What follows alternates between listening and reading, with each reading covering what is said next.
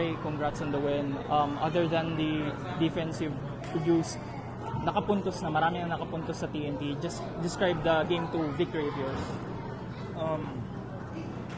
Defense talaga is the key. So, defense yung nagpanalo sa amin, and then yung composure ng bawat isa. And we already expected talaga na anytime babalik talaga yung Ginebra. They will do everything para makabalik sa game. And yun nga yung nangyari kanina. So, good thing sa amin na compose kami, hindi kami narattle. And ayun, yung defense din talaga yung key nung panalo kami. Other than the defense, napakaganda ng shooting mo, especially ng mga final period na nakapasok ng 4 points and 3-pointers at the end. Just talk to us yung offensive mentality mo coming from a game 1 loss to game 2 now. Yung offense ko naman, darating naman yun eh.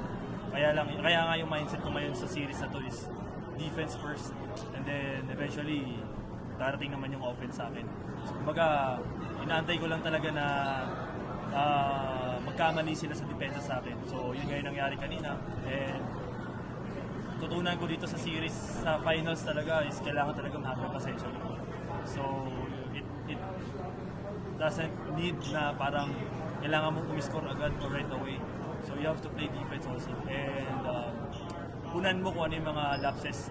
Punan mo kung ano yung mga kulang sa team. And then, yun. Final question, moving forward, game 3, ano yung mindset ng Talking Tex ngayon na even na yung series at 1-1? Best of 5, habang tumatagal, pahirap yung series. So, wala naman talaga madali. But for us, we just need to stay together, stick to the system lang, and ayun, maglaro lang kami ng bawat isa. Thank you, Ray.